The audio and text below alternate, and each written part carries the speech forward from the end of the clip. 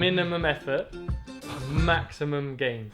My friend James is obsessed with everything aero, and he recently got an opportunity to have a wind tunnel session to see how much faster he could get without any training. James has raced at a very high level ever since he was a wee little boy, and he continues to do so now, and most recently even becoming the so-called unofficial world fixed gear champion in Berlin last year. So he's already very fast, but how much faster could he get? We're here to find out here at Silverstone. Helmet. Yes. I am a helmet. Right, so I've just got to James's place, and today I am his chauffeur and I'm taking him to the wind tunnel. That's James, right there. Hello. Hello. So, who are you, James? Tell YouTube, who are you? I am a pretty average track and road rider. I want to say average. Well, I mean, You're my power numbers are probably pretty average. I'm still racing and I have got better. Like when I was a youth, I didn't win anything really. I've just every year got a little bit better. You know, racing against these people who are now professionals. Fred Wright, Ethan Hayter. Fred used to like torture me as a youth.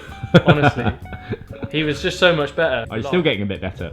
Well, Every you year. are actually. I mean, Every we're year doing I a get- wind tunnel session, right? Every year I get a little bit better. Yeah, it's good. But you're trying to do that without training. Yeah. Minimum effort, maximum gains.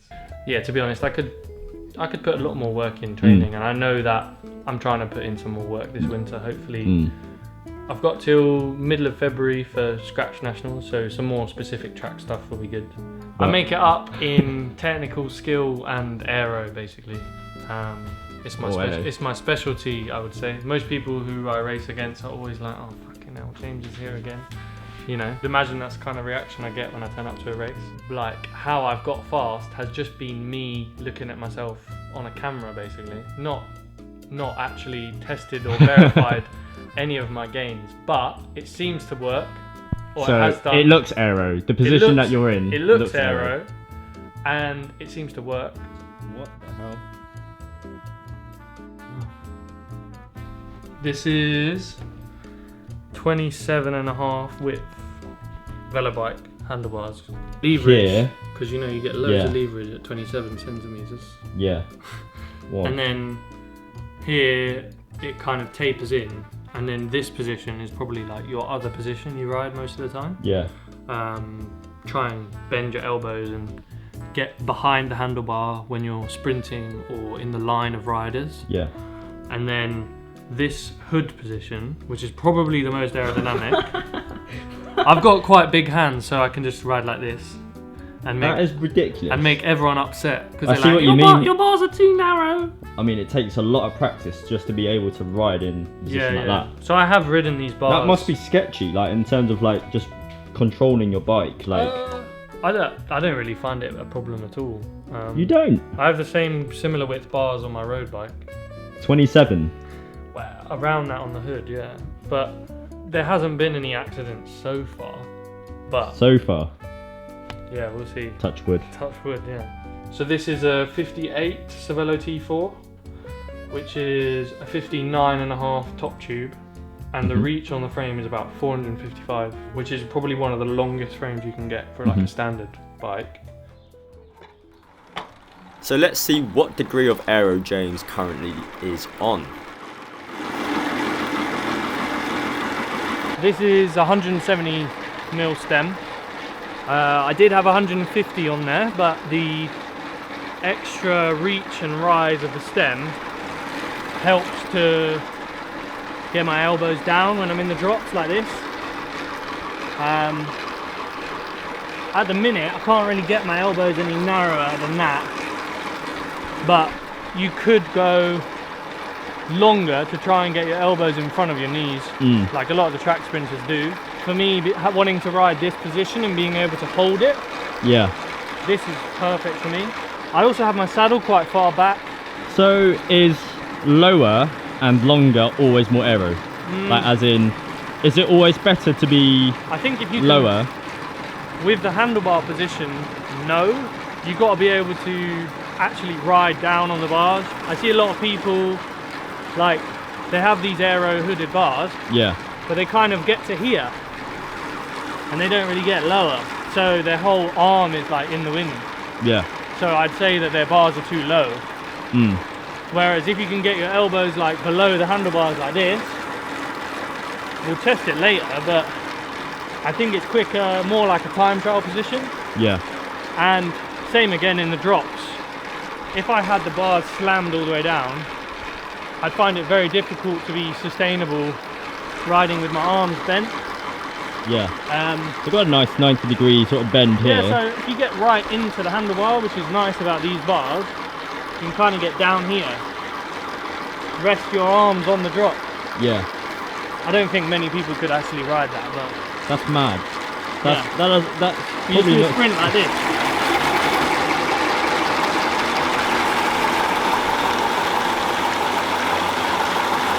You've kept that front wheel pretty much like In the completely. middle. I mean, yeah. But doing that on the track is like a whole nother thing. Yeah. With the banking, the Yeah, slope, exactly. and riders around you. To be honest, I'm fairly impressed with his setup and how he's managed to refine his position into one that is pretty aero looking, sustainable and safe enough to race in. But with only 90 minutes in the wind tunnel, there were two main things James was dying to see if it could potentially make a big difference. Oh look, you got some corn here, mate. Would you like some corn? Squeeze it. Squeeze it? What do you mean? So what on earth are we testing? James has a new skin suit and helmet which he'd like to test. The new skin suit is the Viper skin suit by his fixed gear team sponsor Santini, which has very different fabrics and textures, particularly on the upper arm area, compared to his team issued no pins skin suit he has been using for his whole 2023 season. Helmet wise, he's recently got a new Casque Mistral Aero helmet and currently uses a Duro Arrowhead. These tests specifically are to be tested at his typical race speeds of around 50 km an hour, and we'll see what the differences are in total. We also bought a pair of custom visors and also a pair of overshoes, which James doesn't want to show on camera what they are, to see if it made any difference too. But what are his predictions? If you're sitting in an upright position, this helmet is probably going to be quicker. This is the Giro Arrowhead. Mm-hmm. Kind of a narrower, longer shape. So I would expect what we're going to see is, if I'm riding in the drops with my head up, this one is going to be quicker than this one. But when I'm riding in the hoods in a really aggressive position, or on the drops in an aggressive position, if this is in front of my body rather than on top, this will be faster. But we'll see. It is, yeah, back zipped. It's got a very low collar, so it come down like kind of like this shape, like a speed suit. And relative to other suits, like the no pins one, so this is the no pins flow suit, which is my road team tap. And this one uses the trips in a very different way, but you can also see the difference in the thickness of the trips. So like these ones are much wider apart, Yeah. and these ones are much closer apart. I'm not sure exactly like what speeds the suits are optimized for, but I've heard that the closer trips work better at higher speeds and the wider trips work better at lower speeds, but we'll find out, I guess. That's what the wind tunnel's for, right? That's what the wind tunnel's for. Let's go. We go.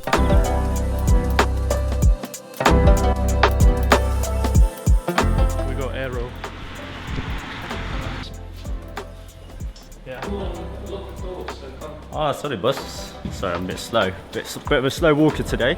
Yeah, we've just arrived at the Silverstone Sports Engineering Hub, and this is the wind tunnel right here.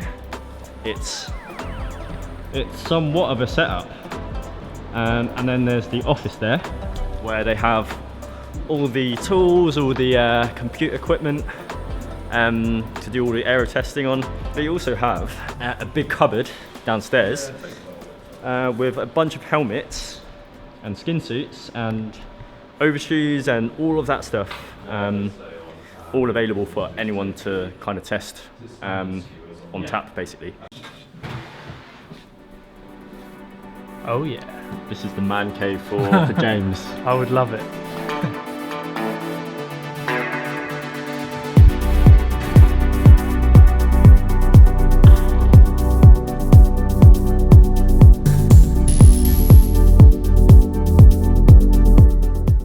bike mounted in place and James in his kit, it was time to get warmed up and the computers fired up. Andy from ATP Performance was on hand today to run all the tests and capture all the data for James. So basically, you can get the riders in, talk through them beforehand, what speed they're going to be racing at, what the conditions are, because that depends what then the aero map is. So for example, what you're going to test for someone wanting to break, say, the 25-minute barrier in a 10-mile time trial is going to be different to someone wanting to break 4 minutes in the individual pursuit. So that sets the baseline of how we then run the testing, set the program for that. The first thing we do is something called a tear, which is calibrating with the platform and making sure that's consistent run to run. So making sure it's good data, little things like, say, if you've adjusted your position on the bike, it changes the weight on there, it can affect the results that you get, and then getting the outlines on here. So we've got the rider position that we can compare from run to run, and we can use that either to see the CDA values in themselves. We can see how much power it would take to go at a given speed with that coefficient of drag, or we can see what the performance would be over a set distance. So for example, we could set this to 4 kilometers and it would show how many seconds it would say take to complete that at that rolling speed. Set the recommendations for different events and what they should do leading up to that. So it's not always just about the position, it will be about then in the future getting rider feedback on how the position feels. It's all well and good tucking yourself into a position on the bike, but if it's not sustainable in real life, it's not going to be useful. So sometimes there are just biomechanical limitations that we have to work around. Ooh, how's the fit? Oh, actually, there we go. The testing protocol was as follows. For each test, wind speeds of 50 and 55 kilometers an hour, and for each speed at both 0 and 5 degree yaw angles. These were chosen since they were most commonly the speeds and angles found in track cycling. Each subsequent setup will feature one piece of equipment change, so by the end we'll have the following iterations. The bike setup will stay the same throughout all the tests. That's the frame, the wheels, the bars, etc. And apart from the first 2 tests to see the effect of rider positions, otherwise all other tests for the kit were done holding the drops with a bent arm, which is James's normal race position on the bike. If we had any extra time, then we'd test a few other things too. Spoiler alert, we did, so do watch through to the end for a bunch of other bits and bobs we went on to test for shits and giggles. And now it was time to get testing. Bust it open hard. Let me see you try. I fucked up this hustle, baby hustle. What the oh my God. The test went smoothly. We had some interesting findings with the helmets, but in the last test, swapping over from the Santini to no-pin suit, the findings were, let's say, a bit more surprising.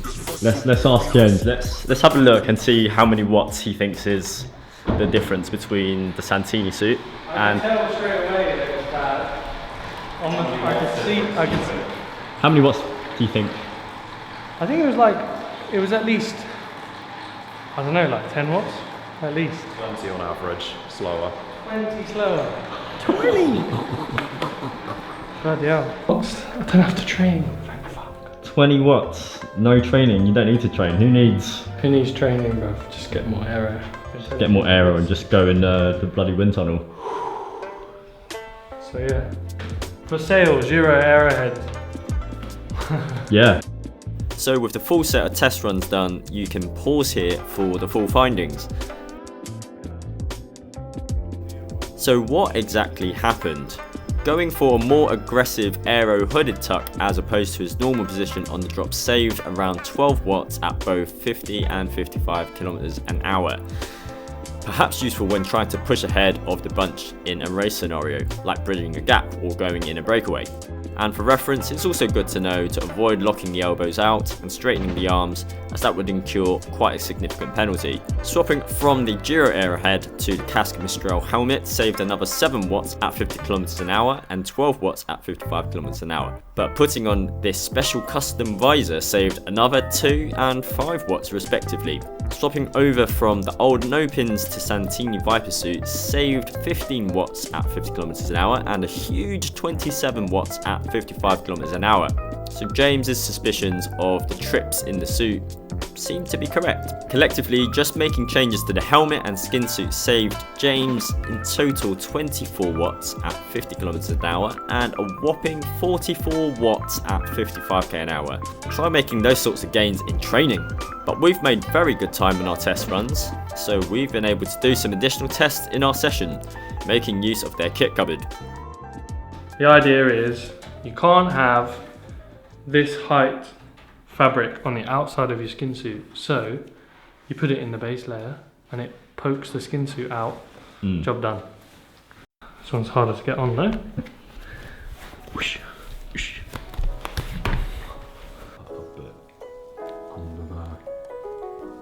There we go. Yeah? Cool. Alright.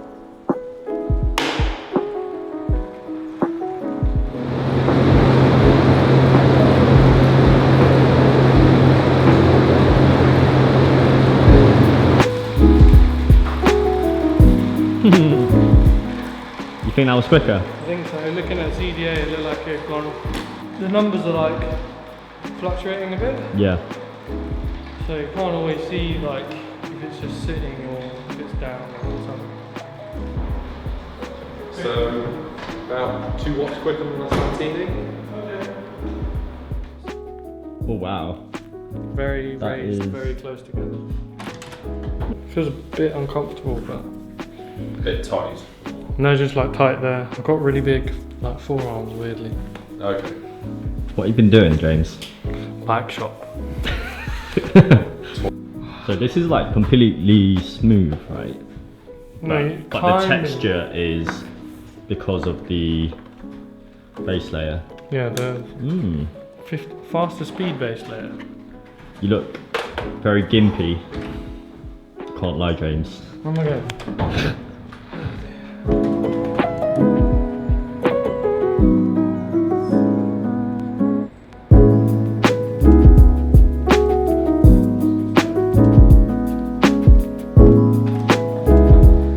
Not too much of a difference, but a little bit of a difference. I think part of that might be actually because that's the road race one with the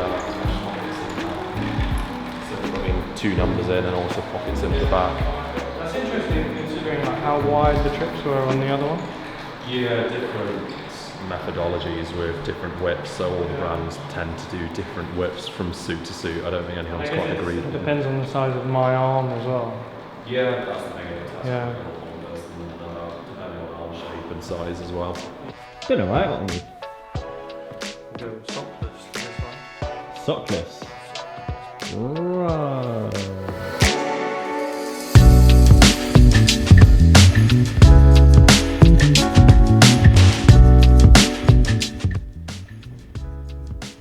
Another 8 watts quicker. That was 8 watts. 8 watts quicker, about 55 miles an hour. James found himself a whopping 51 watts at 55k an hour with just a few changes in equipment. So what does this translate to in the real world? This equates to a saving of approximately a minute at the 55k an hour speed over a 42 kilometer distance. That's 26 miles in old money. There is one thing to note, however. Wind tunnel tests are individual to everyone. What tests faster on James will not necessarily mean it will be the same for everyone, and also doesn't mean one piece of kit is necessarily better, just only for James. Some thoughts. Happy? Only just happy. I mean, yeah, it's good. We found a lot of saving in like just equipment changes as well as like the position. I kind of knew which was faster. Yeah. And like it's good that my suit that I wore last year is significantly slower because I'm getting a new suit this year that I now know is faster in the tunnel, and the helmet that I choose to ride I know is going to be faster. All been success rather than we test this and it's slow and we test this and it's How does it compare, like the findings today, like literally what we've done here? yeah. How have they compared with like your predictions? Pretty much, other than the other branded suits which we tested, the Rule 28 and the Hoob one, other than that, I was pretty much certain that this would be quicker, especially for like the race speed. And also the helmets, I kind of expected that one would be slower in a more upright position because it's kind of not hidden, it's not shielding the body, it's just directly in the wind. Yeah.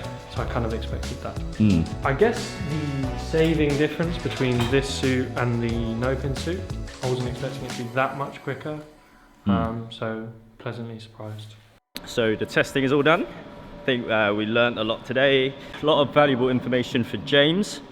Big thanks to Andy of ATP Performance for the session. So he was super helpful, did loads of testing in this 90-minute session, so super efficient. Big thanks to him as well. Anyway, hope you found this video insightful. It's time to celebrate Crimbo early with a huge wattage saving. See you in the next video. Gonna be get faster without any training.